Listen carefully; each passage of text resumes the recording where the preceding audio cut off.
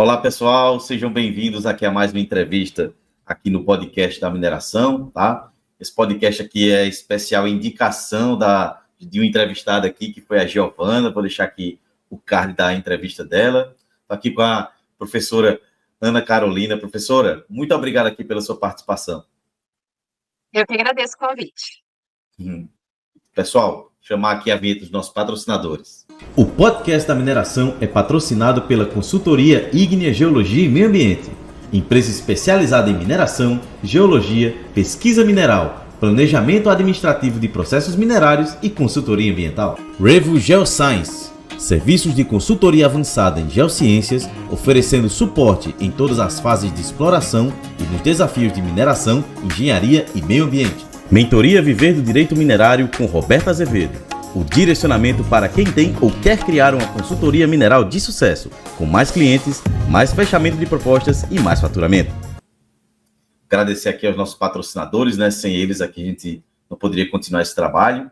E como eu falei, estou aqui com a professora doutora do Departamento de Engenharia de Minas e Petróleo, né? Junto à Universidade Politécnica de São Paulo, a USP, tá? Já foi aí membro de grupo de estudos avançados, membro de internacional, né, de comissão de saúde ocupacional, pesquisadora de pós-doutorado, tá? E atualmente aí está como professora, como eu falei lá da USP. A gente vai falar sobre, a gente até, como eu até falo aqui nos bastidores, né, professora? A gente já mencionou isso em algumas perguntas do podcast, mas vamos falar só disso, né, que é o impacto do fator humano da mineração, que é muito importante a gente, quando eu sempre falo aqui, a mineração é feita por pessoas, né? Então, começar perguntando, né? Qual o papel, na sua visão, né? O papel do fator humano no sucesso das operações de mineração? Bem, para mim, o fator humano ele é um dos pilares fundamentais para o sucesso de qualquer operação, e na mineração isso, sem dúvida alguma, não é diferente. Porque, inevitavelmente, ele acaba influenciando direta ou indiretamente na segurança, na produtividade, e também, obviamente, na sustentabilidade dessas atividades todas envolvidas no processo. E mesmo com essa crescente automatização, a gente fala também em digitalização, né, do setor, a expertise, a tomada de decisão, e o comprometimento, né, de todos os profissionais envolvidos continua sendo indispensável para a operação, né? Então, o ser humano é quem vai lá apertar o botão, é quem toma aquela decisão efetivamente, então não tem como fugir disso. Exatamente, você falou aí da questão de digitalização, né? Me lembro quando começou a falar lá da indústria 4.0, disse, o que se repete, a gente pode automatizar.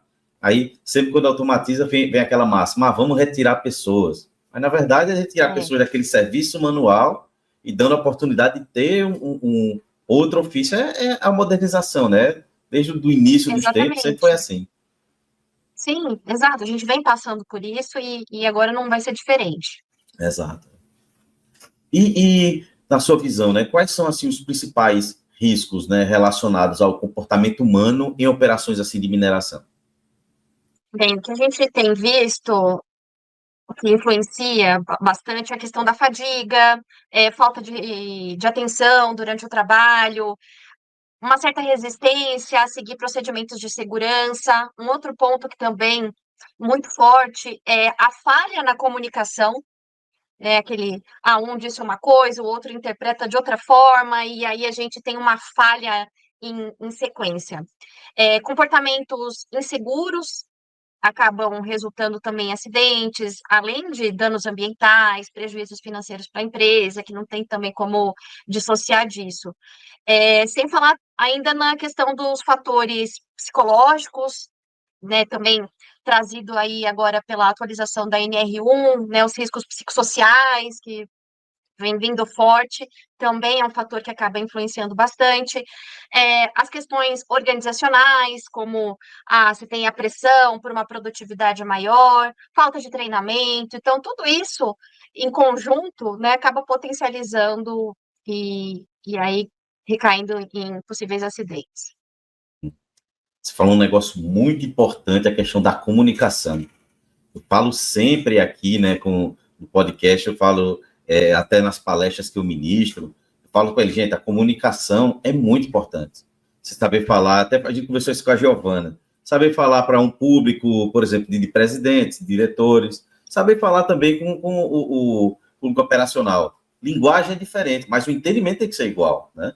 E a devolutiva também, porque a comunicação é dois lados. Você falou, entendeu, beleza, o que é que você entendeu, né? Então, realmente, essa comunicação é extremamente importante. Sim, e teve uma vez, eu fui fazer um trabalho, às vezes a gente tende a achar que aquilo que a gente sabe, todo mundo sabe, por mais básico que seja.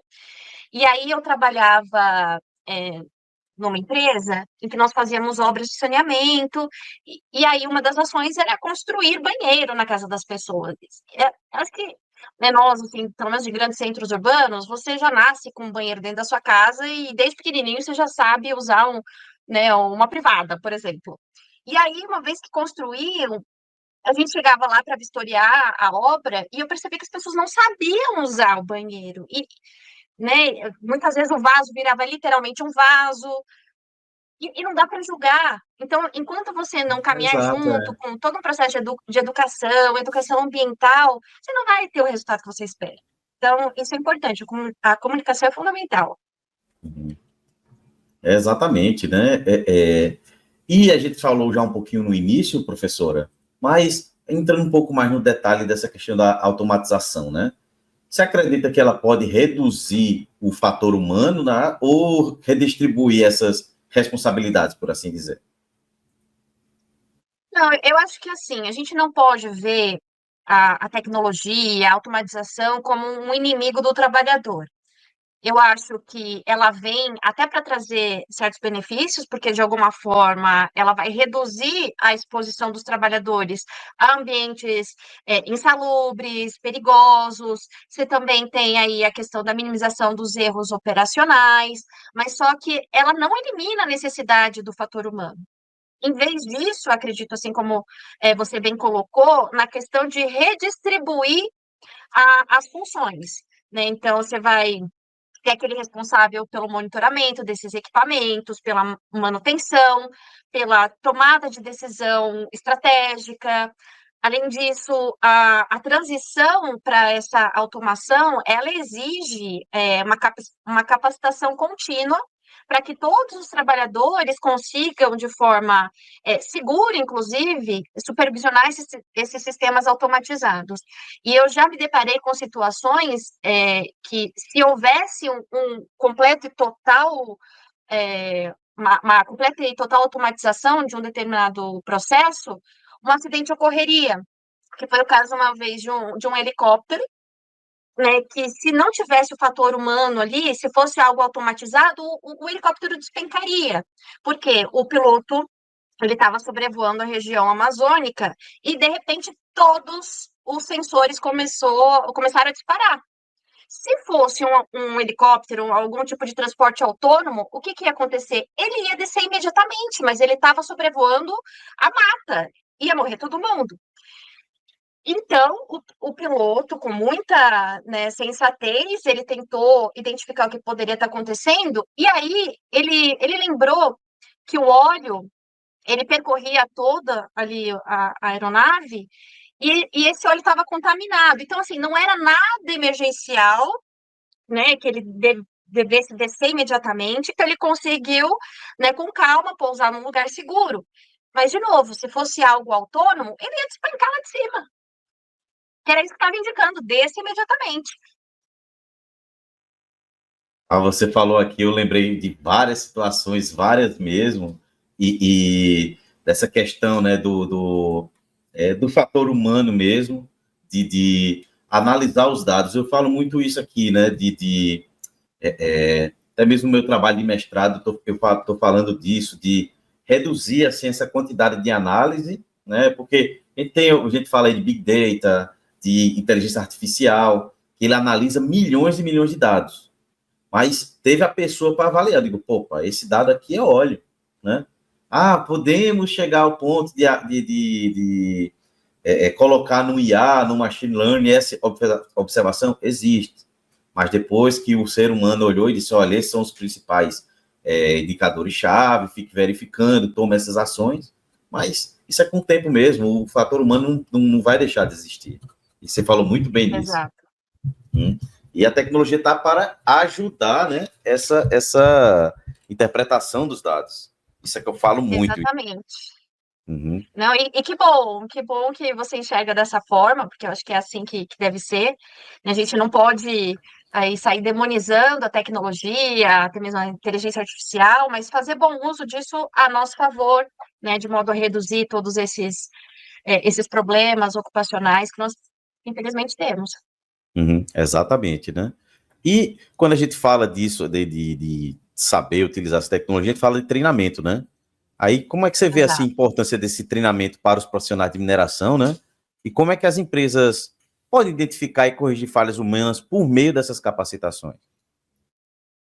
Treinamento é essencial, né, para que você possa atualizar os conhecimentos, garantir a conformidade com as normas de segurança. Aí temos as normas regulamentadoras, né, do Ministério do Trabalho. Hoje falamos em 38, temos as NHOs. Então, é importante que nesses treinamentos abordem tudo isso.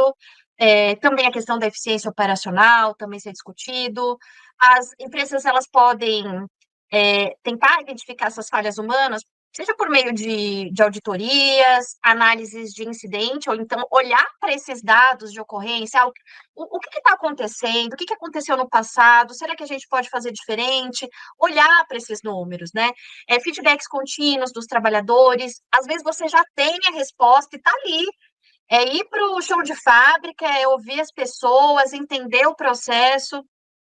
Né? Às vezes a gente tem lá o tomador de decisão tão distante do público-alvo e essas decisões tomadas por ele, às vezes, não têm fundamento. É importante que haja, né, esse link com quem de fato vai sofrer as consequências de uma decisão. Também programas de capacitação, né, incluir simulações, né, usar essa tecnologia, por que não também para fazer simulações, treinamentos mais práticos, usar essas tecnologias como, por exemplo, de realidade virtual, que antigamente elas eram até um tanto quanto distantes, né, do uso cotidiano, mas agora não. Agora isso está mais fácil. Então, reforçar esse tipo de prática, ou melhor, de boas práticas, para melhorar. E existe hoje, né, recursos para você conseguir identificar, por exemplo, será que esse trabalho está exigindo uma carga mental elevada desse trabalhador? Ou conseguir também avaliar o nível de estresse e o quanto esses fatores estão impactando no treinamento? Será que ele está absorvendo bem esses conhecimentos? E também não adianta nada eu chegar e promover um baita treinamento e ele está absorvendo o quê? 5% daquilo que eu estou falando? Porque ele está pensando nos problemas que ele tem na casa dele, né, problemas pessoais ou problemas no trabalho. Isso tudo também afeta, né, o quanto ele está conseguindo aproveitar disso tudo. Exatamente. Uma dica que eu deixo, né, é a questão de padronização. Quando eu já tive a boa experiência de implementar o planejamento de curto prazo numa mineração. E quando a gente chegou lá, tinha comunicação, o pessoal conversava, mas um fazia de um jeito, outro fazia de outro jeito. E às vezes impactava a questão de amostragem, que a qualidade dava diferente e era o mesmo minério. Então, padronizar também, né, nesse quesito, é extremamente essencial para que tenha essa questão do treinamento. Né? Estou treinando em cima de um padrão. Então, isso aí vai ter Exato. sempre a melhoria contínua. Com certeza, e serve até como norte para esse trabalhador, né? E aí, com isso, ele acaba se Exato. sentindo até mais seguro ao realizar a atividade dele, porque ele sabe, olha, esse é o Uhum. padrão, esse é o certo. Se eu desviar disso, porque quer que seja o motivo, já acende um sinalzinho Uhum. de alerta para ele. Uhum. Então, isso é muito bom. Exatamente, né? E como é que assim pegando esse gancho, né, do que a gente falou, né? Falando sobre a cultura de segurança, né? O pessoal às vezes fala hoje que é o excesso de segurança, mas eu discordo, eu falo que é uma cultura, né, de segurança. Como é que você avalia que a cultura de segurança assim influencia o comportamento humano nas operações de mineração, né? E o que é que as lideranças podem fazer para promover essa cultura mais eficaz? Bem, eu percebo que quando você tem uma cultura de segurança forte, bem estabelecida, você consegue reduzir significativamente o número de acidentes, e aí, como consequência disso, você tem uma melhora da produtividade, ganho de todos os aspectos. E quando você tem os trabalhadores, né, percebendo que a segurança é uma prioridade ali dentro, eles eles se sentem mais motivados a seguir protocolos, né, ainda que bastante rigorosos, mas porque ele está inserido dentro daquele ambiente que preza por isso. E aí as lideranças, elas podem promover essa cultura começando com o exemplo, né? A gente tem que dar o exemplo. Além disso, implementando treinamentos regulares, incentivando essa comunicação aberta sobre os riscos e reconhecendo as boas práticas que são implementadas, né? Então, eu acho que, principalmente, essa questão de permitir essa livre comunicação, sem que o trabalhador se sinta é, pressionado a só falar aquilo que agrada ao superior. Então, quando você tem isso ocorrendo de forma tranquila, eu percebo que a cultura de segurança acaba influenciando muito e positivamente. Exatamente, professora, né? E diante do que você falou aqui, né? Você poderia citar para a gente assim um caso real em que você participou, que conhece, né? Que o fator humano tenha sido determinante assim para sucesso ou também falha, né? Em operações de mineração? Se a gente pegar até grandes exemplos aí que ocorreram, vamos pegar um exemplo clássico aí do acidente que teve no Chile, né, em 2010. O resgate, ele foi um resgate bem sucedido, porque você teve presente a questão do treinamento, a disciplina desses trabalhadores, aliado ali à rápida resposta da equipe de resgate. Então, é um conjunto de ações, porque o fator humano, ele engloba não só aqueles que estão diretamente ligados à atividade em si, mas tudo que gravita em volta. Então, foi uma sequência de pessoas trabalhando de alguma forma coordenada e bem alinhada, que favoreceu o sucesso ali daquele resgate. Né? Aqui não olhando para o que motivou o acidente em si, mas como se deu toda essa operação para resgatar com sucesso essas pessoas que se encontravam ali. Então, eu daria esse como um exemplo de sucesso. Aí, por outro lado, se a gente pegar os desastres aí, como no caso de Brumadinho, foi uma sequência de falhas humanas, desde a avaliação do risco, tomada de Exato. decisões, que culminou na tragédia que a gente, infelizmente, bem sabe. Então, assim, a gente pode usar tanto para os casos de sucesso como de insucesso, e pegar esses casos de insucesso e tentar identificar o que levou, por que falhou. A gente pega muitas vezes indústrias com sistemas né, até redundantes para evitar que essas falhas ocorram, né? E ainda assim elas ocorrem. Por quê? Porque justamente a gente tem sequências de falhas humanas.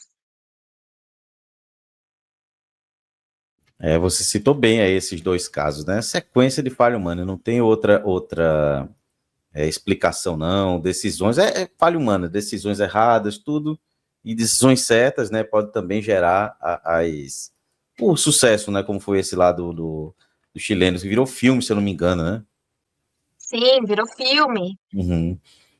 Então, É, até é, é, esses casos de uhum, sucesso, analisar, poxa, o que que uhum. eu fiz de legal aqui, o que que Exato, é. contribuiu, qual o treinamento que foi realmente efetivo para o sucesso do resgate, ou não, falhamos aqui, né, ainda que essa falha não tenha repercutido no resgate, né, de modo a impedir o resgate, mas por que que falhamos? Então, olhar para esses dados, né, é claro, tem que ter o registro disso tudo, também não adianta ocorrer o evento, né? E tudo isso ser perdido. Então, ter o registro disso, o que que a gente fez, o que que não fez, para conseguir Uhum. sempre evoluir e melhorar. Exatamente, né? E como é que você analisa, assim, professora, as tendências futuras, assim, no campo de gestão de pessoas, né? Que pode ajudar, assim, a reduzir os riscos e melhorar os resultados da mineração? Bem, existe uma tendência de incluir o uso de inteligência artificial, né, cada vez mais, até como meio de fazer análise preditiva de riscos. Então, isso é uma coisa bem interessante, né? Você conseguir prever aí uma série de ocorrências. Capacitação utilizando realidade virtual, também desenvolver competências para lidar com automação e a digitalização, como a gente mencionou, né, que é inevitável que tudo isso venha a fazer parte desse universo. Eu entendo que também o desenvolvimento de competência para lidar com tudo isso. Acho que um ponto também muito importante seria a adoção de uma abordagem um pouco mais humanizada na gestão de segurança, que principalmente o pessoal da área de exatas, né, tende a ser muito quadrado né, no seu dia a dia, e trazer um pouco mais esse olhar humanizado, né, estar lá mais presente, perceber as pessoas, suas necessidades, enfim, então ter essa abordagem um pouco mais humana na gestão, e é claro, sempre pensando no bem-estar dos trabalhadores. Além disso, eu entendo que a implementação de sistemas integrados de monitoramentos, pensar talvez aí no uso de, né, que eles chamam dessas tecnologias vestíveis, para você conseguir fazer avaliação de fadiga, estado físico dos trabalhadores. Eu trabalho bastante com o eye tracking, né, que é aquele óculos que faz para você rastrear. Acho E aí, muito com isso, massa você esse pode tirar óculos. você consegue tirar um monte de informação. No caso, a gente estava aplicando isso para operadores de aviões não tripulados, os drones, né? Porque isso com aplicações militares. Então, esses operadores, eles têm uma carga mental muito elevada, uma fadiga muito elevada, e ele tem que tomar decisões que são determinantes ali para ganhar ou não aquele combate. Então, esses óculos você consegue tirar, né, dados como, por exemplo, se ele está muito cansado, você olha, então, dilatação de pupila, a quantidade de vezes que ele pisca, e aí você vai tirando as informações necessárias para falar, olha, essa pessoa, ela não tem condição de permanecer aqui.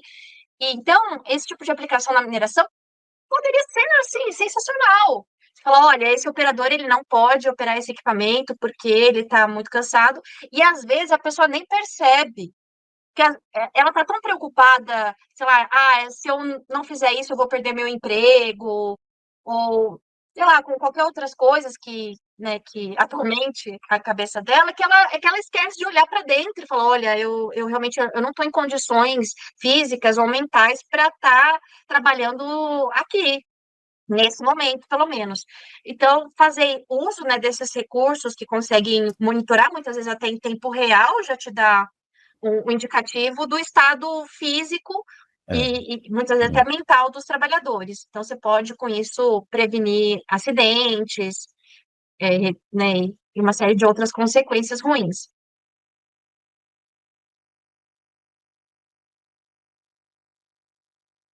esse próprio eye track mesmo, ele gera uma tendência, né? Imagina, eles, daqui a tanto tempo você vai começar a estar cansado. Então era bom você começar a dar uma parada, né?